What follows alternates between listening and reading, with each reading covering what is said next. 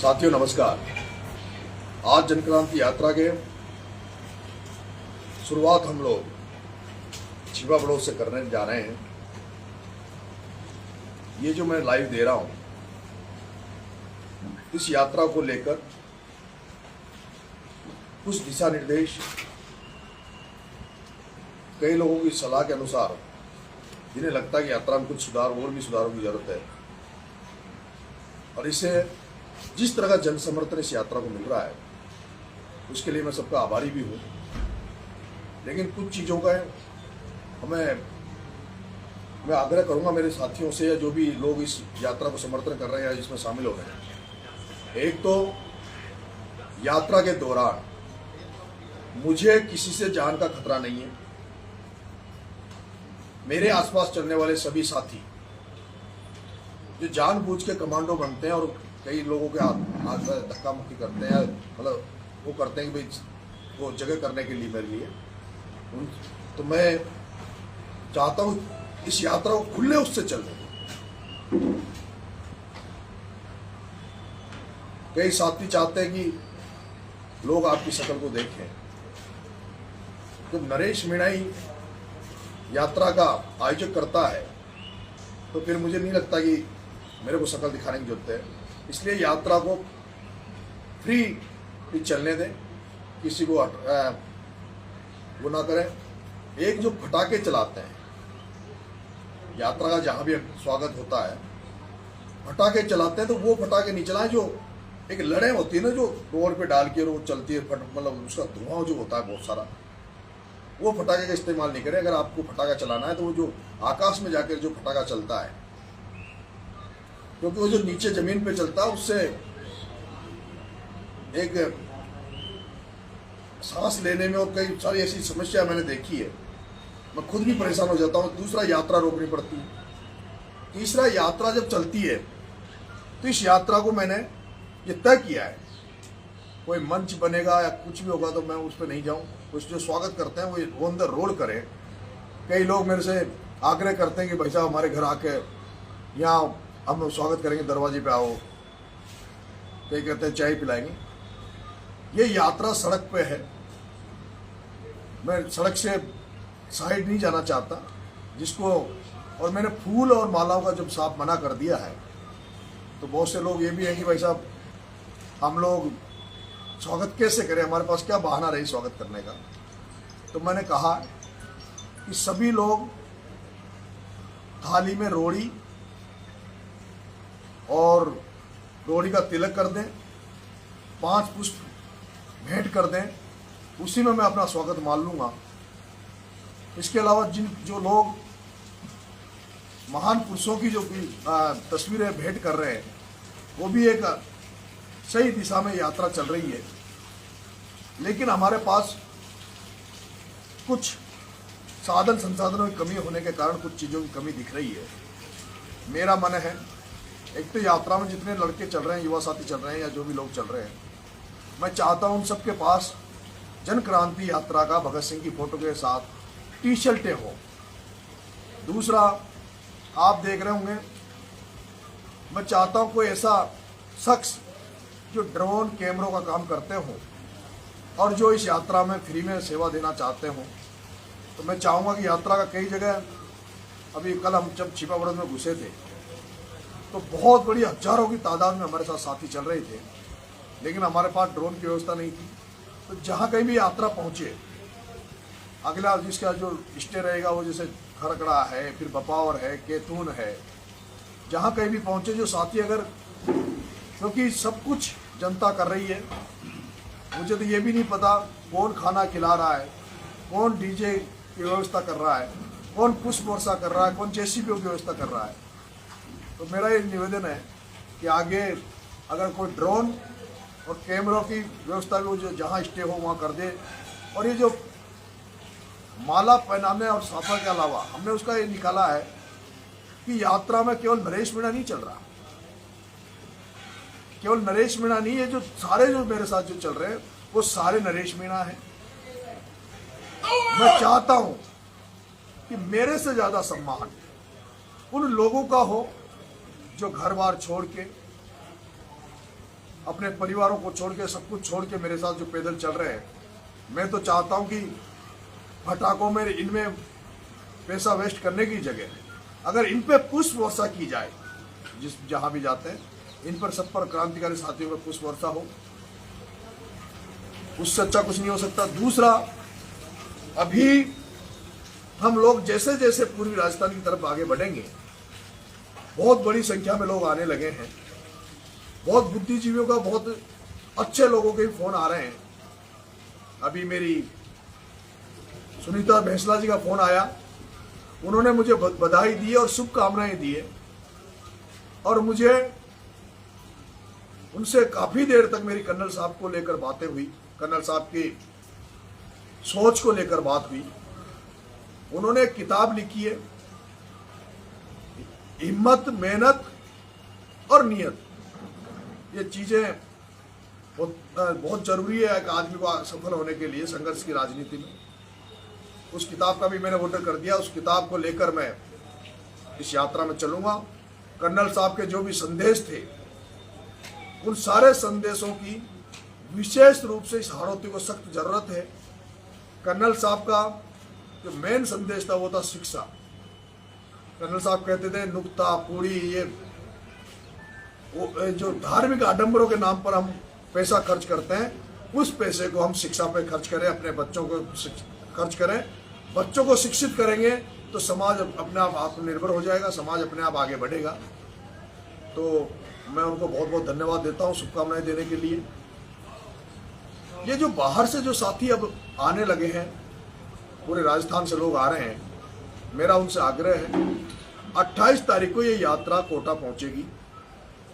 तो मैं चाहता हूं जितने भी साथी हैं वो कोटा में शामिल हो, और उसके बाद पूरे राजस्थान की जो लोग देश विदेश जहां भी बैठे हैं, जो लोग इस यात्रा को समर्थन दे रहे हैं, चाहे वो सोशल मीडिया हो, चाहे मीडिया साथी हो, जो भी लोग, उनसे मैं आग्रह करूंगा इस यात्रा का समापन मैं देवली उनियारा की नगर फोर्ट, जो पुष्कर कहा जाता है, दूसरा पुष्कर जहाँ सारे धार्मिक स्थल वहाँ बने हुए हैं, मांडकला एक ऐसी जगह जहाँ सभी जाति धर्म के तीर्थ स्थल हैं। उस मांडकला में धनीधर महाराज का मंदिर है, और जैसा मैं कल पता चला कि किस तरह से पप्पू धाकड़ पर कुटाराघात किए गए थे, उनको पप्पू धाकड़ को न्याय दिलाने के लिए, छात्र संघ चुनाव कराने के लिए, डूंगरी बांध को स्थगित करने के लिए,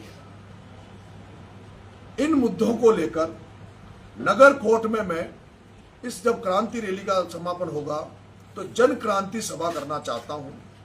और मैं चाहूंगा कि वो तमाम लोग जो इन मुद्दों से जुड़े हुए हैं व्यक्तिगत तौर पर, जो चाहते हैं कि पप्पू धाकड़ को न्याय मिले। मैंने रात को कहा कि पप्पू धाकड़ के मामले में सीबीआई जांच होनी चाहिए, और जब मैंने कहा है तो मेरी बात का मान रखने के लिए मैं जहां तक सोचता हूं लाखों लोग इसका समर्थन करेंगे, मेरे साथ आएंगे। अभी डूंगरी बांध एक सवाई माधोपुर में बहुत बड़ा आंदोलन चल रहा है, मैं यात्रा को छोड़ के तो उसमें नहीं आ सकता, क्योंकि यात्रा मैं सुबह चालू करता हूं। लेकिन जिस दिन डूंगरी बांध को लेकर अंतिम फैसले की डेट तय कर जो भी वहां आंदोलन करता है, जो भी क्षेत्र गांव के लोग हैं, वो ये फैसला करे, तय करे कि आज हम ये कर रहे हैं और आज हम फैसला लेंगे। क्योंकि आपने पहले पंचायत करी, अभी आपकी 27 तारीख को पंचायत है। मैं चाहूंगा ज्यादा से ज्यादा लोग इस 27 तारीख की पंचायत में पहुंचे, और 27 तारीख की पंचायत में ही आर पार की लड़ाई की घोषणा करते हुए मुख्यमंत्री को चेतावनी देते हुए एक डेट तय कर लें। और मैं तो ये कहता हूं कि जो नगर फोर्ट में जो रैली की जो सभा करने वाला हूं, उस दिन को ही तय कर ले और उसका प्रचार प्रसार चालू कर दे। मैं गारंटी देता हूं कि पप्पू धाकड़ के मामले की सीबीआई जांच कराने की गारंटी मेरी है। डूंगरी बांध में चाहे मेरी जान चली जाए, इन मुद्दों के लिए मैं जिद्दी बहुत हूं, मैं बहुत जिद्दी हूं, और मैं गुस्सेल भी इसलिए हूं कि मैं किसी काम के लिए लगता हूं तो पूरी ताकत से, पूरे मन से लगता हूं। मैं पप्पू धाकड़ को न्याय दिलाकर रहूंगा। डूंगरी बांध वालों लोगों से मैं कहना चाहूंगा, आप 27 तारीख को तय कर लो, उसके बाद छोटी छोटी पंचायतें, अभी पंचायतें बड़ी मत करो। आप तो अब हर गांव, क्षेत्र गांव में पंचायतें करो, क्षेत्र गांव को लामबंद करो, वहां के बुजुर्गों को, वहां की माताओं को, वहां के बच्चों को, वहां के युवाओं को, और ये कहो कि हमारा सब कुछ नष्ट हो जाएगा, जमीन हाथ से निकल जाएगी, मकान हाथ से निकल जाएगा, हमारे बच्चे, हमारे मकान, हमारे घर वाले कहां जाएंगे? अगर उसके लिए 10 दिन 15 दिन अगर भूखे भी रहना पड़े तो भूखे रहे। मैं कहूंगा आज 27 तारीख को ये घोषणा करें आप लोग, 27 तारीख को जो वहां जो आंदोलन करता है, एक दिन का पूरे 76 गांव में व्रत रखो। आप व्रत रखो, पूरे क्षेत्र गांव में सुबह शाम का चूल्हा ना जले, और उसका जो मैसेज जाएगा, इससे यह होगा कि हर व्यक्ति आपके इस आंदोलन से जुड़ जाएगा। क्योंकि गांव में एक परिवार में डेथ हो जाने पर, गांव में चूल्हे नहीं जलते, तो ये क्षेत्र गांव के लाखों लोगों की जीवन मरण का मामला है, लाखों लोगों के मरने का मामला है। इसलिए मैं कहूंगा 27 तारीख को आप तय करें एक दिन कि आज के दिन पूरे क्षेत्र गांव में भूख हड़ताल रखी जाएगी, और क्षेत्र गांव के लोग उस दिन चूल्हा नहीं जलाए।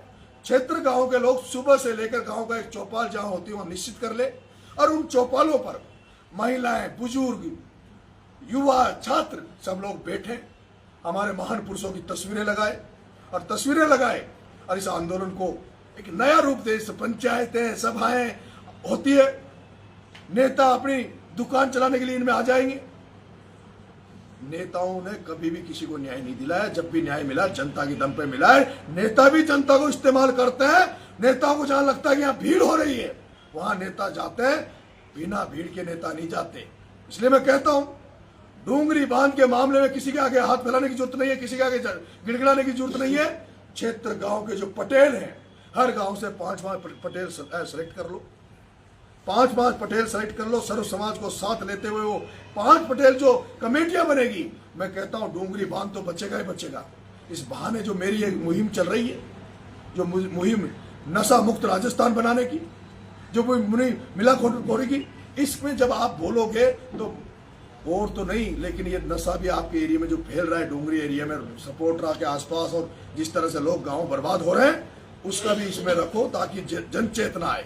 और जब गांव वाले एक जगह बैठेंगे, बच्चे, बुजुर्ग, माताएं, बहनें बैठेगी, आपके गांव में सौहार्द बनेगा, आपके गांव में भाईचारा बढ़ेगा, आपके गांव में रचनात्मक काम होंगे। एक दिन मेरा ये सुझाव है, मेरा निवेदन, आग्रह है कि ये किया जाए। उसके बाद प्रभात फेरियां निकालो गांव में, शाम के समय पूरे गांव में जिस तरह से प्रभात फेरियां निकलती थी, भजन करते हुए मंडलियों को तैयार करो।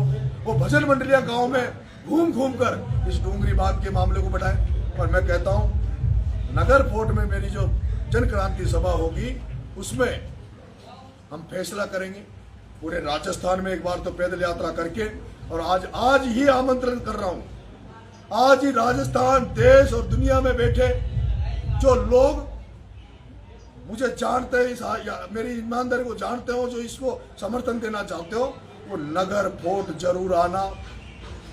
राजस्थान में राजनीतिक स्वच्छता भी लाएंगे, भ्रष्टाचार को खत्म करेंगे, जो भी जिससे समाज नष्ट होता जा रहा है, जो समाज के लिए घातक बन रही है चीजें, उन सारी चीजों को हम खत्म करेंगे। नगर फोर्ट के बाद में, नगर फोर्ट से नरेश मीणा चाहता है कि मेरे पास एक रिपोर्ट थी, मैं जब जेल में था, कि 4.5 लाख लोगों की रिपोर्ट आई भी ने दी थी कि 4.5 लाख लोग पहुंचेंगे विधानसभा घेराव के लिए नरेश मीणा के लिए। तो वो केवल नरेश मीणा की रिहाई को लेकर था। लेकिन अब जो हो रहा है, डूंगरी बांध का मामला, पप्पू धाकड़ का मामला, और तीसरा छात्र संघ चुनाव कराने का मामला, छात्र संघ विश्वविद्यालय के चुनाव, छात्र संघ से आज छात्र संघ की देन है जो नरेश मीणा सड़कों पे घूम रहा है। ये छात्र संघ ने हमें समझाया, छात्र संघ की राजनीति ने हमें समझाया किस तरह से आंदोलन किए जाते हैं, किस तरह से लड़ाई लड़ी जाती है। अशोक गहलोत ने छात्र संघ चुनाव बंद कराए। माननीय भजन लाल जी मुख्यमंत्री जी, नगर फोर्ट में रैली हो उसके पहले मैं माननीय मुख्यमंत्री से कहना चाहता हूं, डूंगरी बांध के लोगों को बुलाकर वार्ता कीजिए।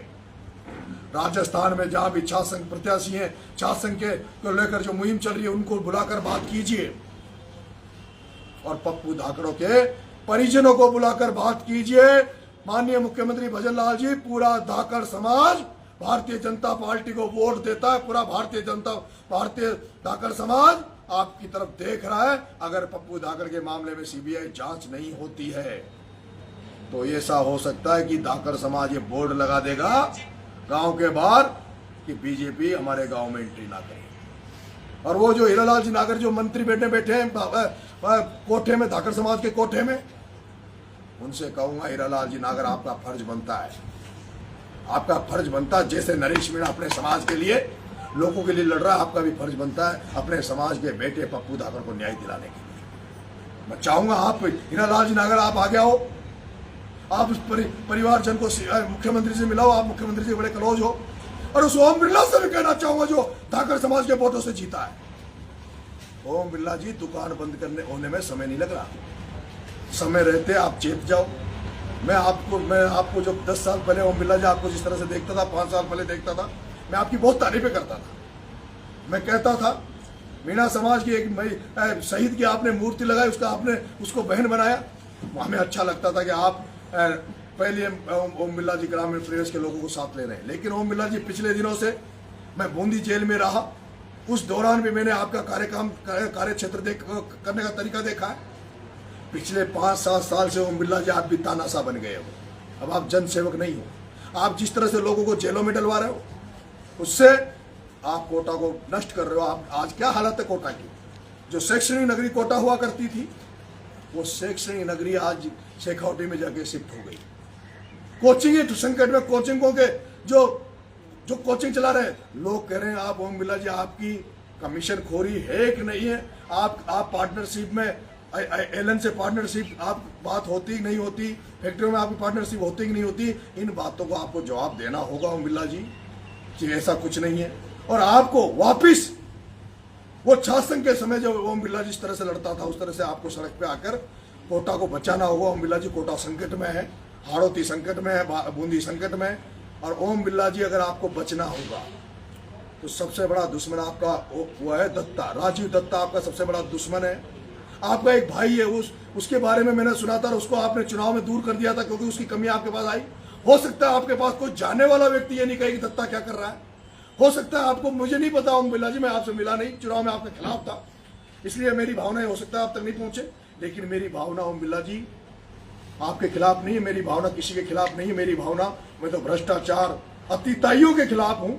मैं आपसे आग्रह करूंगा बिरला जी कि आप एक तो इस दत्ता को अपने पद से हटा दो, और ये जो दत्ता ये सोच रहा नहीं मैं एमएलए बन जाऊंगा बूंदी से, दत्ता तू तो क्या वो ही नहीं बन सकता।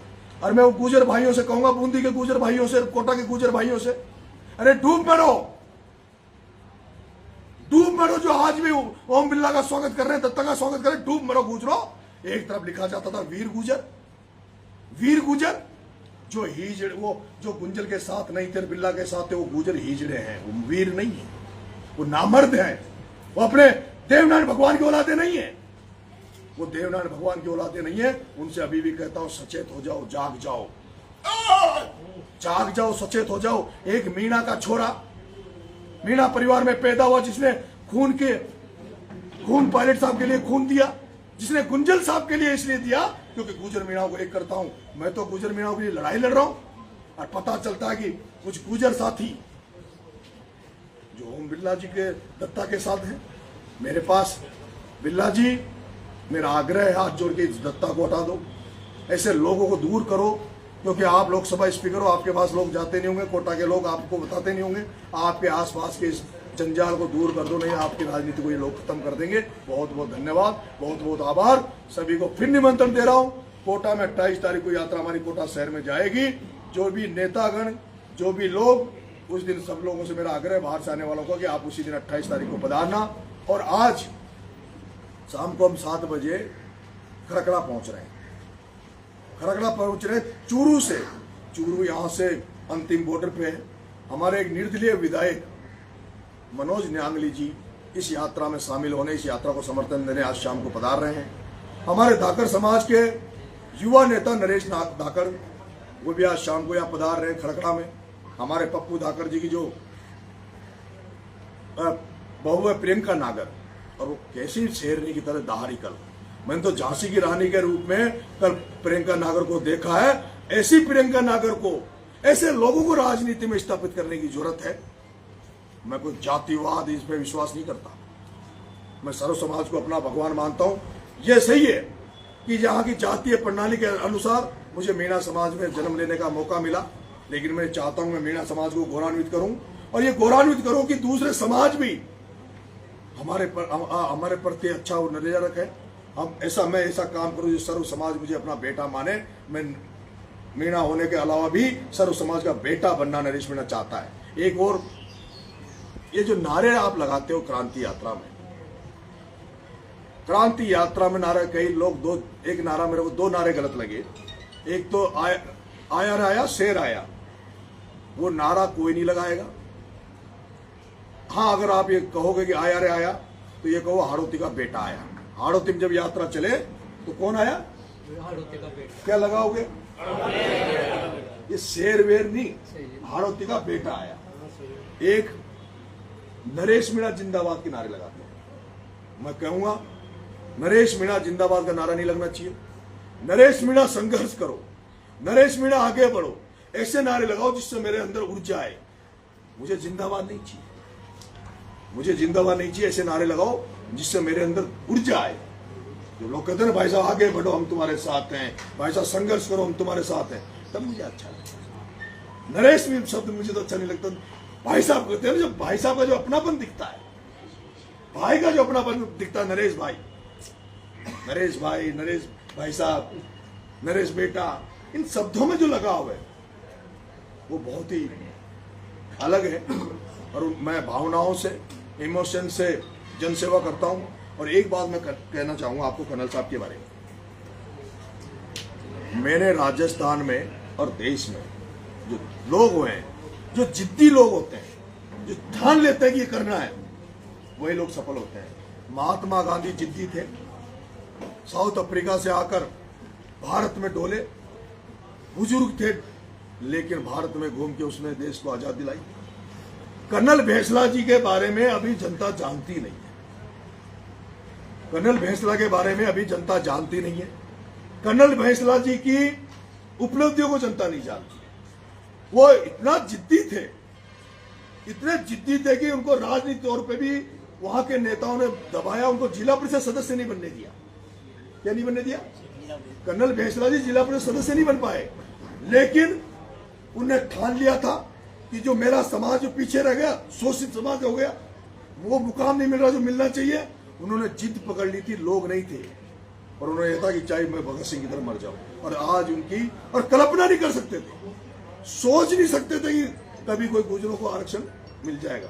लेकिन कर्नल साहब की किताब आ रही है, मैं उस किताब के जो भी स्लोगन्स हो गए सबको पढ़ाऊंगा। मैं चाहूंगा वो किताब घर घर पहुंचे कर्नल साहब की, और सर्व समाज में पहुंचे, नॉट गुजर समाज में। कर्नल साहब को जब लोग आप पढ़ लोगे, जब कर्नल साहब को पढ़ लोगे, उनकी जो बेटी ने किताब लिखी है, उसके बाद आपको लगेगा कि ऐसे लोग पैदा होने चाहिए। कर्नल साहब जैसे लोग पैदा होना चाहिए, राजेश पायलट जैसे लोग पैदा होने चाहिए, चौधरी चरण सिंह जैसे लोग पैदा होने चाहिए, लालू यादव जैसे लोग पैदा होने चाहिए।